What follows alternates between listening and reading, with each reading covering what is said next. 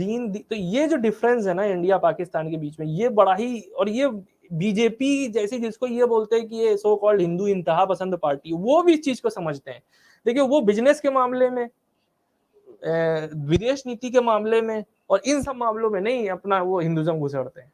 वो हिंदुज्म अलग रखते हैं, वो अपनी पॉलिटिक्स तक तो रखते हैं, लेकिन जैसे ही वो दूसरे मुल्क से डील करते हैं या पब्लिक पॉलिसी में डील करते हैं, या फिर वो जब डील करते हैं pure stem, STEM, science, technology, engineering और मैथ फील्ड से, वो वहां पे नहीं डालते अपना Hinduism.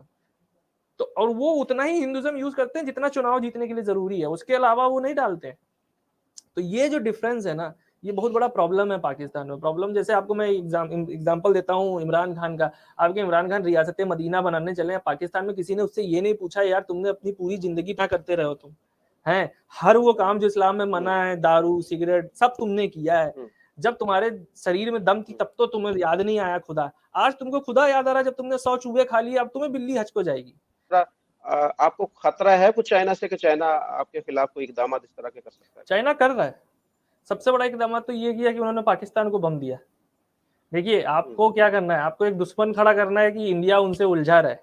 That is why Modi government has stopped talking to Pakistan. उनका जो आपने वो भाषण सुना है कि हमें उनसे बात ही नहीं करनी, क्योंकि टाइम इंगेजमेंट जो खराब होता है टाइम, वो बचाना है हमको।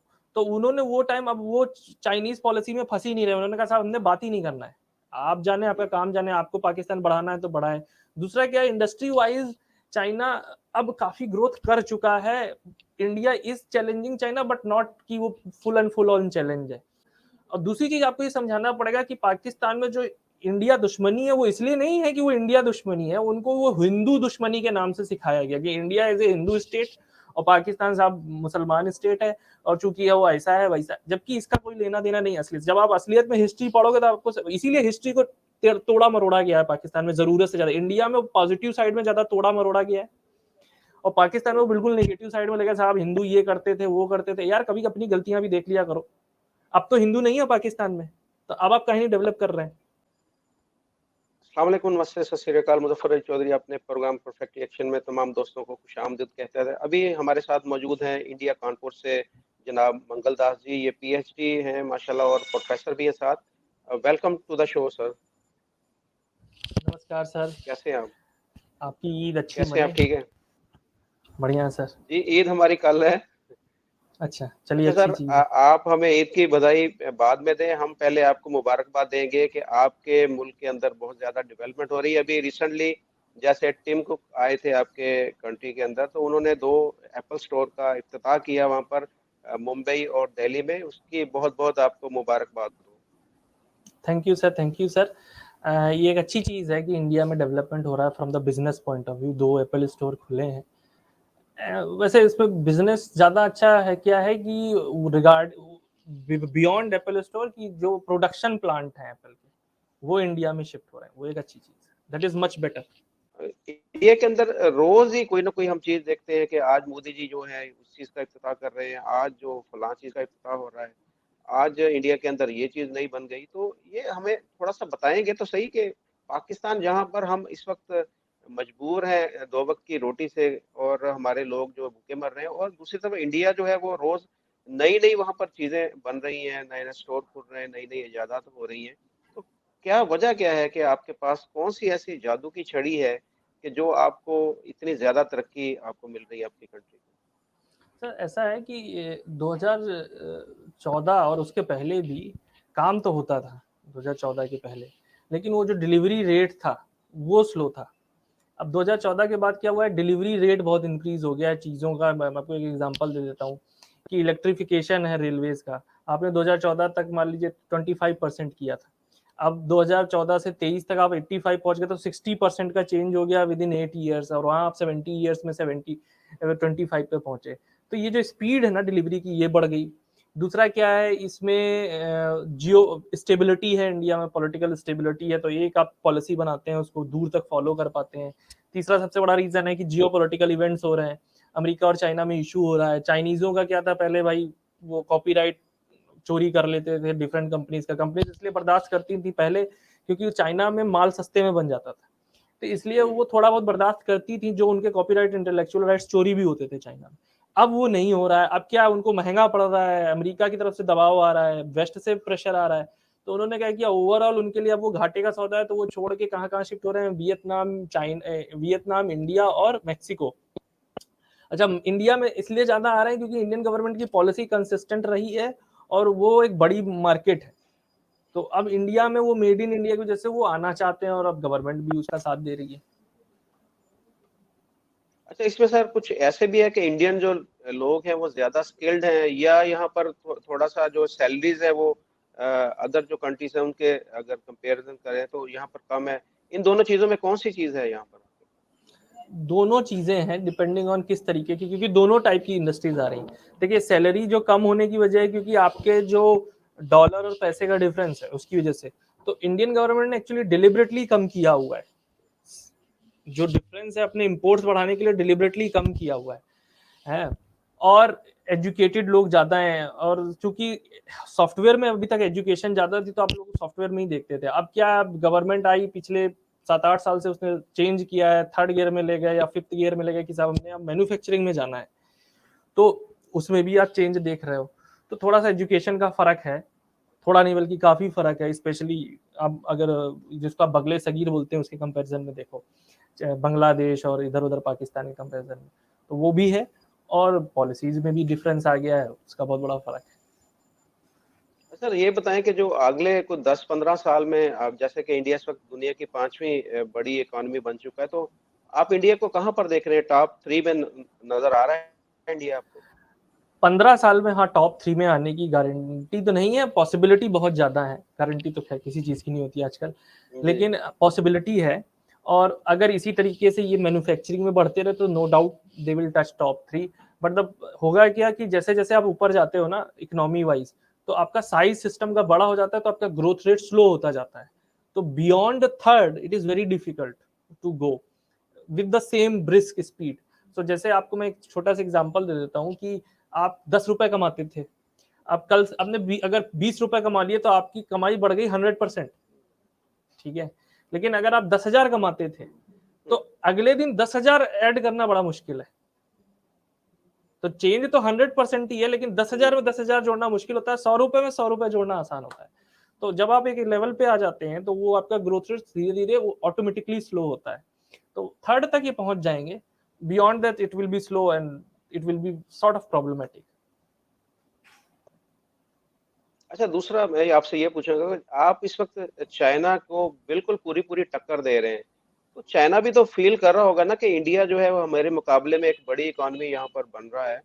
तो आप नहीं समझते कि चाइना इसके इकदामात के तौर पर आपकी इंडस्ट्री को पीछे छोड़ने के लिए कुछ भी वो काम कर सकता है कि मार्केट में आपके मुकाबले में कुछ प्राइसेस कम कर दे, या कुछ इस तरह आपको खतरा है कुछ चाइना से कि चाइना आपके खिलाफ कोई इकदामात इस तरह के कर सकता है? चाइना कर रहा है। सबसे बड़ा इकदाम तो ये किया कि उन्होंने पाकिस्तान को बम दिया। देखिए, हम्म, आपको क्या करना है, आपको एक दुश्मन खड़ा करना है कि इंडिया उनसे उलझा रहा है। That is why Modi government has stopped talking to Pakistan. उनका जो आपने वो भाषण सुना है कि हमें उनसे बात ही नहीं करनी, क्योंकि टाइम इंगेजमेंट जो खराब होता है, टाइम जी। वो बचाना है हमको। तो उन्होंने वो टाइम, अब वो चाइनीज पॉलिसी में फंसी नहीं रहे, उन्होंने कहा साहब हमने बात ही नहीं करना है, आप जाने आपका काम जाने, आपको पाकिस्तान बढ़ाना है तो बढ़ाए। दूसरा क्या, इंडस्ट्री वाइज चाइना अब काफी ग्रोथ कर चुका है। India is challenging China, but not कि वो full and full on challenge है, मैन्युफैक्चरिंग में नहीं है। कम से कम सॉफ्टवेयर वाइज चैलेंज जरूर है, चैलेंज ही नहीं बल्कि इंडिया आगे है चाइना से software wise.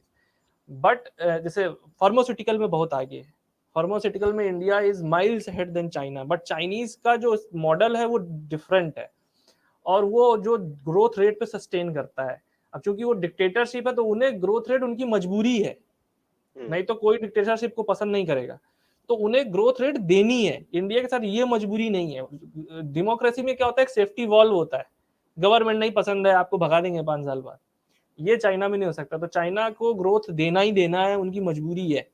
That is not sustainable है, आप 20-25 साल बाद ये नहीं कर पाओगे चाहे कुछ भी कर लो। और दूसरी सबसे बड़ी चीज ये समझनी पड़ेगी चाइनीजों को कि आप इंडिया से लड़ के कभी नंबर 1 नहीं बन सकते। अमेरिका नंबर 1 क्यों है, यूएस नंबर 1 क्यों है, क्योंकि उसके आसपास उसका किसी से झगड़ा नहीं है। एक तरफ झगड़ा मेक्सिको है जो उनसे लड़ नहीं सकता, दूसरी तरफ कनाडा जिनसे बड़ी अच्छी दोस्ती है उनकी, ऐसे ही पार हो जाता है। तो उन्होंने ये इंश्योर किया कि उनके जो उनका जो महाद्वीप है उसमें या तो उनके बराबर कोई ना हो, या उनके जो बिल्कुल करंट जो लगे हुए बॉर्डर है उनसे उनकी दुश्मनी ना हो, झगड़ा ना हो। अब अगर चाइनीज इतने बड़े बेवकूफ हैं कि वो ये समझते हैं कि इंडिया से दुश्मनी लेके और डेवलपमेंट कर पाएंगे, तो फिर वो उनका भगवान ही मालिक है। जी, बड़ी अच्छी बात की, लेकिन इस पे 2 पॉइंट एक पॉइंट जो मेन निकलता है वो ये है कि अगर आप चाइना की बात करें तो चाइना का तो एक दुश्मन है इंडिया। अगर हम इंडिया की बात करें, इंडिया के तो फिर 2 दुश्मन है, पाकिस्तान भी इधर दुश्मन है, उधर चाइना भी दुश्मन है।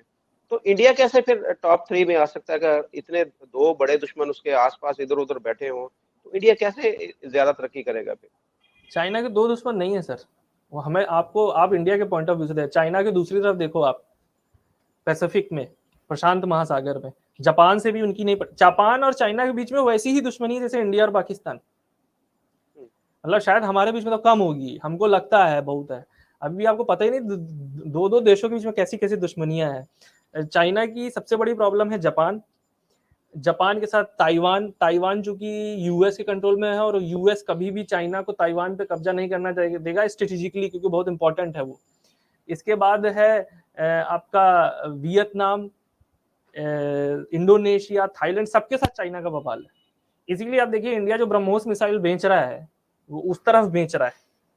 अब हुँ। वैसे तो पाकिस्तान दुश्मन था, अगर बेचना ही था तो हमने जी, जी। साहब पाकिस्तान के बगल में लगानी थी, लेकिन ब्रह्मोस मिसाइल हम उस तरफ क्यों बेच रहे हैं? अब जी। देखिए वो चाइनीजों से उनका झगड़ा है, जिनको भी हम बेच रहे हैं ब्रह्मोस मिसाइल, सबका चाइना से झगड़ा है। हुँ।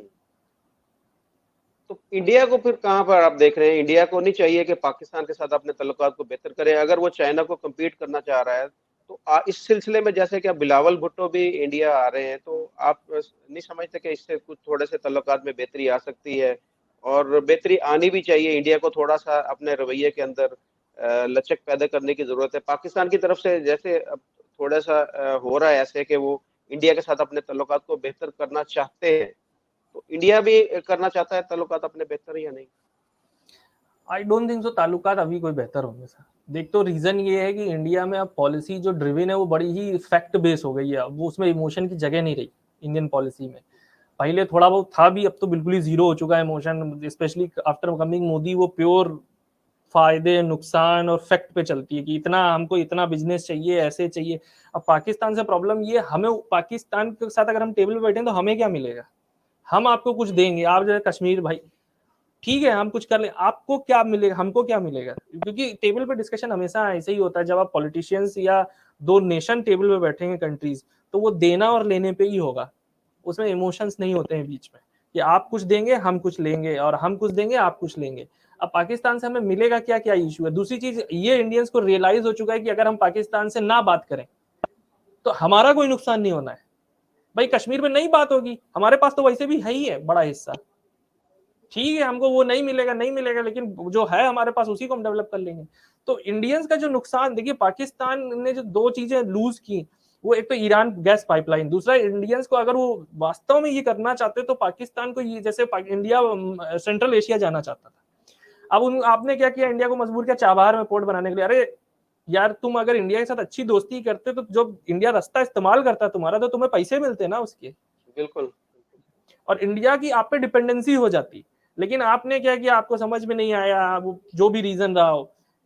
देखिए ये बहुत जरूरी होता है कि आप किसी से अगर बात करना चाहते हैं तो उसको आप में फायदा नजर आना चाहिए। अगर आप वो पॉसिबिलिटी खत्म कर दोगे और वो आपसे बड़ा है और बेहतर है और वो अच्छा परफॉर्म कर रहा है, तो आपसे बात ही नहीं करेगा, पॉलिटिकली उसका कोई मतलब नहीं बनता है। यही सेम कंडीशन है अभी इंडिया पाकिस्तान की।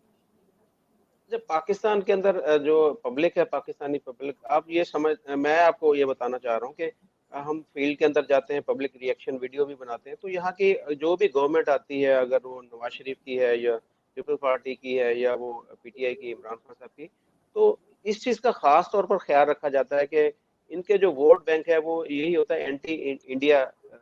ये कहते हैं कि जी इंडिया को हम ये कर देंगे। आपने हमारे जो मिनिस्टर है शेख रशीद साहब, उनके अक्सर बयान भी सुने होंगे, वो कहते हैं जी हम बम मार देंगे, ये कर देंगे, वो कर देंगे। तो इनका वोट बैंक कायम ही इस वजह से रहता है कि वो लोगों के दरमियान वो इंडिया के खिलाफ नफरत वो पैदा करते हैं या उसको बढ़ाते हैं।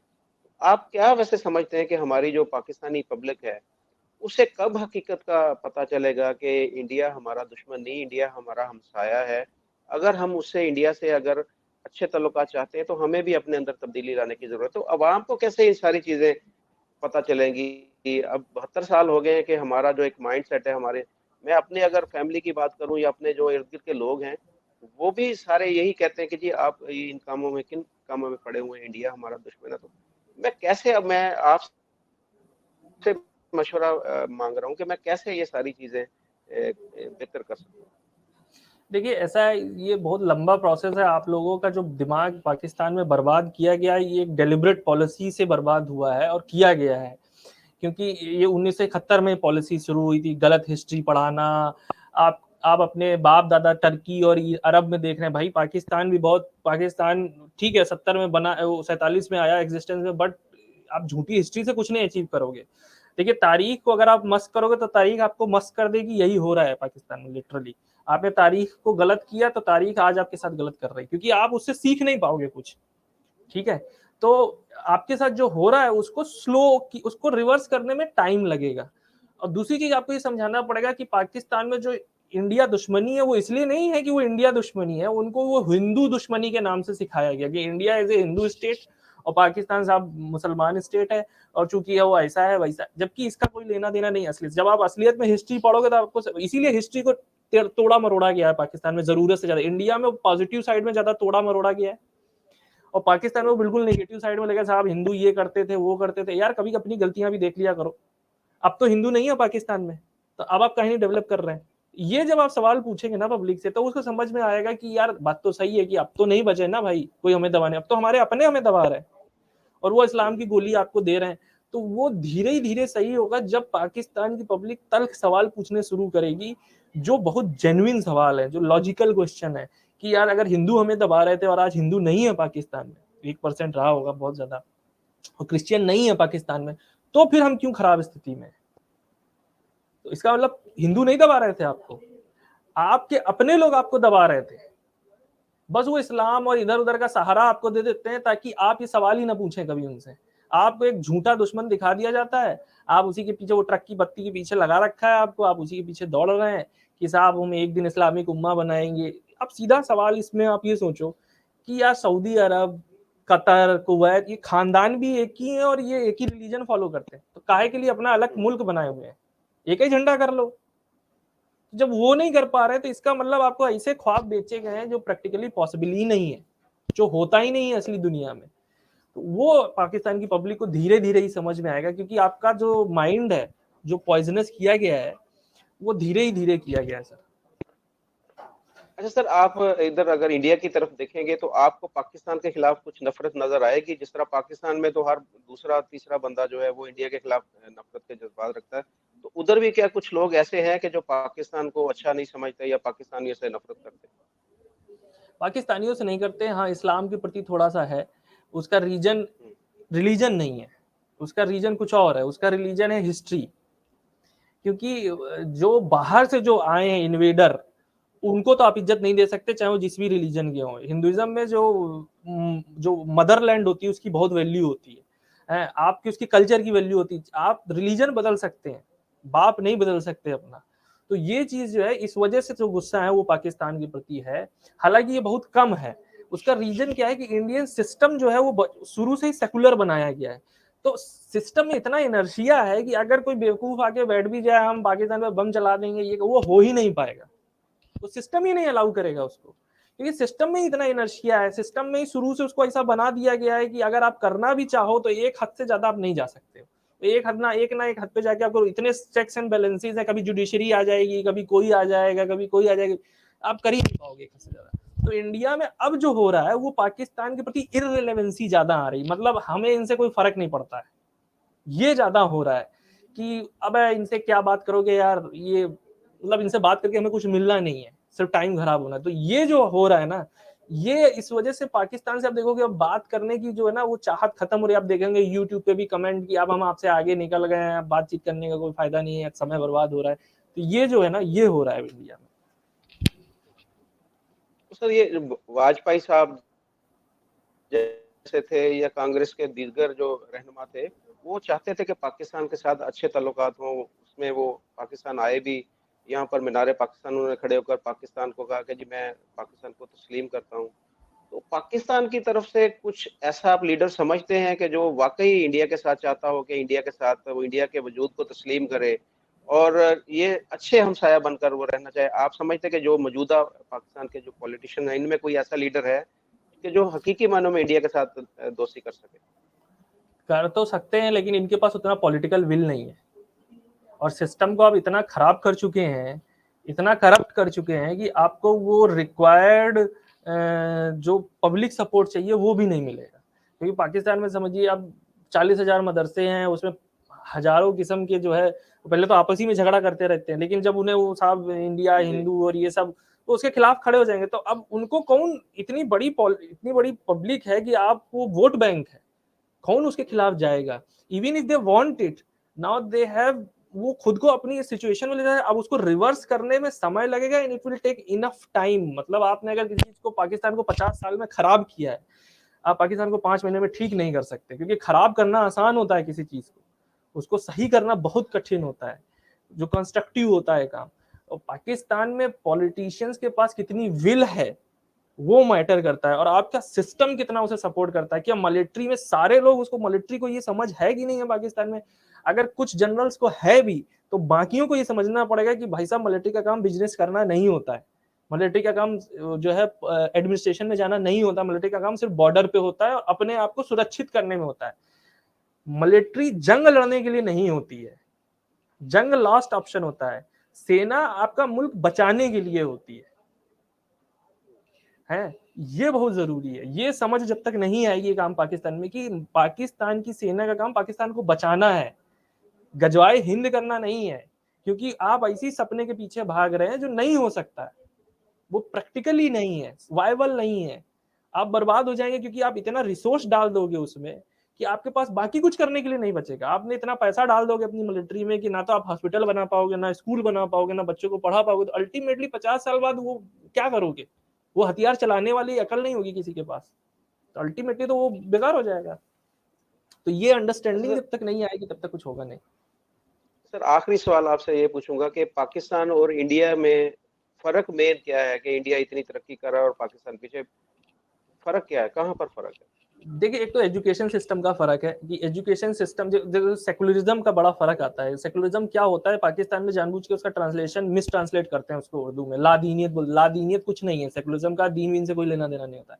सेकुलरिज्म का मतलब होता है कि आपका स्टेट जो फंक्शन करता है, जो एडमिनिस्ट्रेशन है, स्टेट है, पढ़ाई लिखाई की चीजें हैं, इसमें रिलीजन नहीं इंटरफियर करता है, और रिलीजन के मामलों में स्टेट नहीं इंटर, दोनों चीजें होती हैं।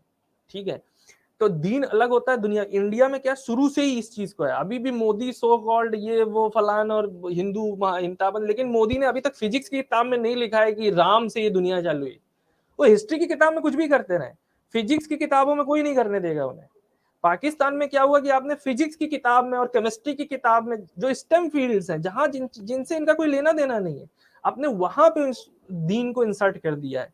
इससे हो क्या रहा है कि अब आप अगर कुछ सच बोलना भी चाहें जो बड़ा कड़ुआ होगा सुनने में, तो आप वो बोल नहीं सकते। अब होगा क्या, धीरे धीरे करके ये चीज आपको घुन की तरह अंदर ही अंदर खा जाएगी और खोखला कर देगी, क्योंकि आपके बच्चे असली चीज, अब वो जिन्न से बिजली बनाएंगे और ये करेंगे वो करेंगे।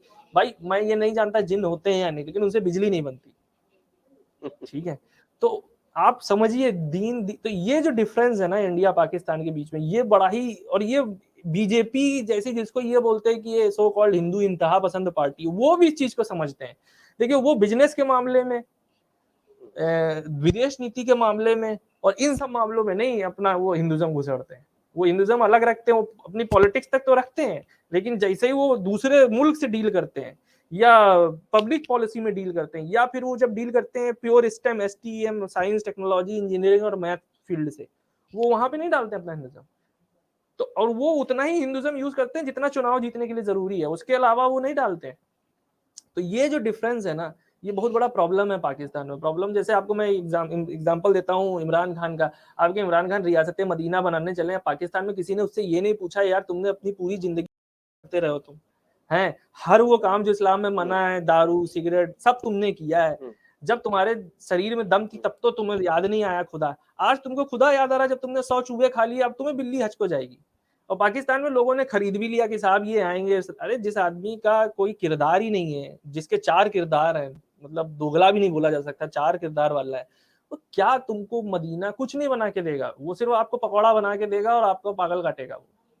ये पाकिस्तान में हो रहा है। देखिए पाकिस्तान में क्या, जो जितना ज्यादा नालायक है अपनी निजी जिंदगी में, वो दिखाने के लिए पब्लिक के सामने उतना ही बड़ा मुसलमान है। आपके अभी फाइनेंस मिनिस्टर को कोई काम धंधा होता नहीं उनसे, वो 5 मिनट में कुरान की आयतें ट्वीट कर देते हैं ताकि उनको कोई ये ना कह सके कि यार तुम अपना काम ढंग से नहीं कर रहे। ये है प्रॉब्लम, ये लोग मिस यूज कर रहे हैं चीजों का। बहुत शुक्रिया जी मंगलदास जी, आपसे हम बहुत कुछ सीखने को हमें मिलता है। आपने इंडिया की तरक्की के राज भी हमें बताया कि क्या वजूहात हैं कि जो इस वक्त इंडिया इस वक्त राइजिंग पोजीशन में है, और हमने यहाँ पर ये भी देखा कि पाकिस्तान के अंदर क्या ऐसी खराबियां हैं कि जिनको हम दूर कर सकें, और हम भी इंडिया के बराबर तो नहीं हम जा सकते, लेकिन ये है कि हम भी तरक्की के पीछे जाएं। कुछ लोग आपसे मैं शेयर करना चाहूँगा कि हमारे चैनल को जब देखते हैं, वो ये कहते हैं कि जी भाई आप इंडिया को इतना क्यों बढ़ा-चढ़ा कर बताते हैं, या आपका चैनल जो है प्रो इंडियन है। तो हमारे इस चैनल का मकसद यही है कि 1947 में ये पाकिस्तान जो पाकिस्तान क़याम में आया, इंडिया आज़ाद हुआ, तो एक ही उस वक़्त नेशन थी, 2 बँटवारे हो गए, उधर हो गए, उधर हो गए। लेकिन आपने तरक्की कर ली, हम जो है इस वक़्त भी आटे के पीछे लगे हुए हैं, इस तरह के दीगर जो मसाइल में। तो हमें भी दुःख होता है पाकिस्तान की सिचुएशन देखकर, पाकिस्तान के हालात देखकर, पाकिस्तानी अवाम के हालात देखकर दुःख होता है। तो हम ये चाहते हैं कि पाकिस्तान भी ऐसे ही तरक्की करे, यहाँ के लोग ऐसे ही खुशहाल हों, जैसे कि इंडिया के रहने वाले जो मुसलमान भी हैं, वहाँ के हिंदू भी हैं, ईसाई, सारे लोग खुशहाल हैं। तो पाकिस्तान के अंदर जो मुसलमान हैं, हमारे हिंदू भाई हैं, जितने भी यहाँ पर लोग हैं, वो भी ऐसे ही खुशहाल हों, उनको ऐसे ही यहाँ पर अपनी ज़िंदगी बेहतर तरीके से गुज़ारने का हक होना चाहिए और मौका मिलना चाहिए। तो बहुत शुक्रिया sir, thank thank you you very sir, much, धन्यवाद सर। आप में हमारे शो में आए। आइंदा भी हम आपको बुलाते रहेंगे। बहुत जरूर सर, शुक्रिया सर, जरूर सर। धन्यवाद। Thank you sir.